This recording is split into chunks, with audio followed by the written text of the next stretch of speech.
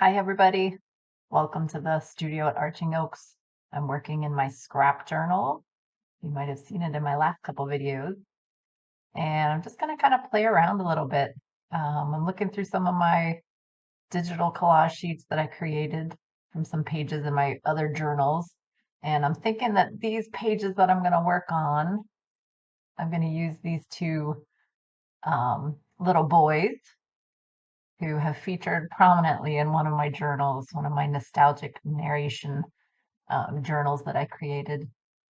So I really like to work sometimes with repetitive imagery. So thinking I'm going to cut out a few of these to work with and see where it goes from there. So the page spread that I'm working on top of is the one that I created in a previous video where I was using some gesso to tone down the pattern and the text in the background of the spread. So you can kind of see behind where I'm working right now. But there's just a really thin layer of gesso to kind of tone down those bright yellowy stripes on the right-hand side. And the text on the left-hand side is kind of toned down. So I'm just kind of playing around, seeing where I want these images to go. These boys, if you know anything about how I create my nostalgic narration journal spreads, which I'll talk about more in future videos, I love to work with vintage images and photos from the past. And so I love to find really unique faces and people and kind of create stories to go around them. So these two boys, one is an older brother, one's younger, and I've kind of created in other pages stories about their adventures.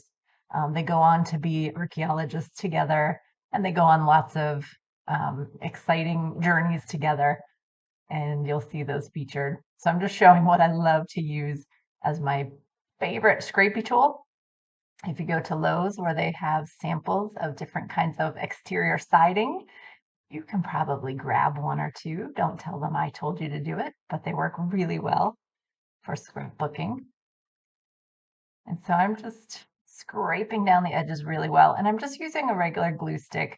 My favorite glue sticks to use are the Yoo-Hoo brand, UHU. But if I can't find those or I've run out, Elmer's works pretty well.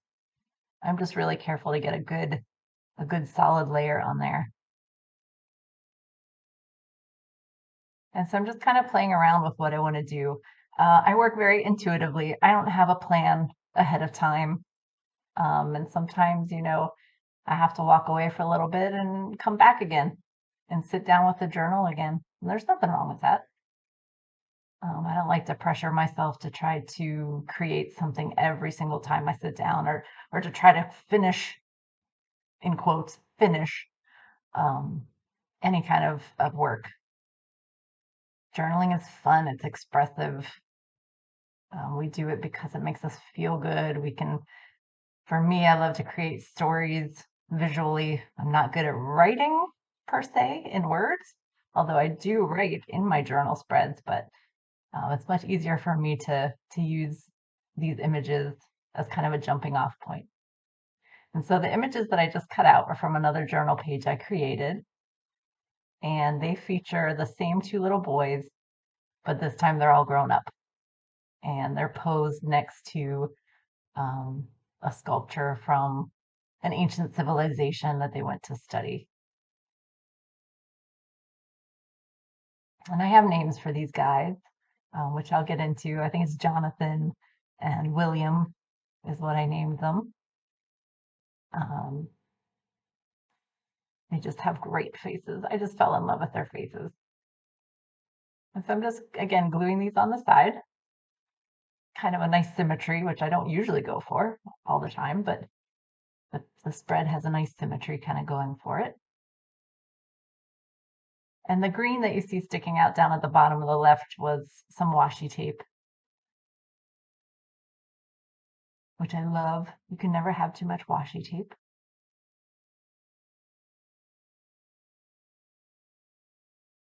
And there it is. That's the washi tape I used. It came in a nice set that I got as a gift at Christmas time from one of my good friends who also likes to journal. And so I'm just going to kind of carry I'm tearing off another piece here because one of the challenges in doing journaling is creating a cohesiveness across your page spread. So in other words, making the left and the right-hand side of the spread really kind of jive together. So a lot of the time I will like to carry some of the elements across the binding in the center. And that's what I've done here with the washi tape. Now I'm feeling like the images and some of the elements are a little bolder than I'd like. So I'm just taking a little bit of some paint, some white paint. Sorry for the bouncy camera. And I'm just going to kind of veil over some things, just like I did in the previous video with the gesso. I'm just taking my white paint, kind of applying it here and there, kind of blending the edges a little bit, making things kind of flow together. It also kind of creates almost like a dreamlike quality to the page, which I kind of like you're viewing the pages through a mist, kind of mystical and magical, which appeals to me also. And so you could do this with gesso. You can do it with any paint color, really. White is kind of one of my go-tos. It's easy to work with. And so I'm just going around the edges here. I'm going to go over the photos a little bit. And blend it in, just work it into the page. And then it's good to just kind of stop, take a moment, look at what you're doing. Sometimes I'm a very impatient artist, and so I am definitely prone to use a heat gun to dry things along the way. Some of my friends are way more patient than I am, and they just let their pages air dry before they go on. I might do that if I had a second journal to work on while the other one was drying. So I'm using some stencils. I've had this one forever, literally probably 20 years. And you can find it I think you can find this kind of course online in the big shop that we all shop from time to time that starts with an A, but you can also find them in the, I think kind of near the school supply section at not Home Depot, Office Depot or Office Max, whichever one is still around. Staples, one of those places. And so I'm just using that same white acrylic, that's acrylic paint, just craft paint, not high quality. This is kind of the cheapy stuff you can find at, your local craft store. You don't have to use super expensive materials for journaling, which is something that really appeals to me too. So I'm just kind of holding the stencil down because it's a little bit thick. It's probably the thickness of almost the thickness of a credit card. And so when you're trying to stencil over it, your brush may try to slide underneath the stencil and you won't get very clear circles, which I didn't get very clear circles here, but I'm okay with that. Kind of an interesting pattern anyway. You could probably get around that if you had an actual stencil brush. I'm just using a regular paintbrush, but a stencil brush might give you some cleaner edges on your circles because it's cut, if you've ever seen a stencil brush, it's completely flat on the part that you're pressing down onto the page. And so I'm just going to continue. Like I said, I like to bring elements across the binding. So across that center line. You could call it the journaling demilitarized zone. We are crossing the line from side to side. Wouldn't be allowed in some parts of the country, but here we can do it. Or some parts of the world. And so I'm not afraid to go right over my images, some of my photos. I go right up to the edges. Sometimes I'll go right across. And so now it's very subtle, but we've got a nice little pattern going across here. And you can see where the paint has gotten a little bit blobby around the edges. Yeah, Chelsea, your hand's not going to do it. So we're going to have to bring out the heat gun and bounce around the camera some more. So these heat guns are an impatient artist's best friend. So they really speed up the drying time. Just don't get the tip of your heat tool too close to your paper. It will eventually burn. On the other hand, if you get it close to some blobby paint in one spot for a long time, you get some really cool bubbling effects happening. Just do it carefully. Just monitor what you're doing. And so this journal, I'm going to work on, honestly, I work on journals for years. So I'm going to revisit this one, over and over again. Over the next, at least the next year, I'm going to try to focus on this journal. But this is a good start for me. I also like to do some stamping. So, oh, I found a corner that wasn't quite stuck down. So we just lift that up, put a little more glue, and scrape it down again. If you haven't used StazOn ink, it is my go-to brand.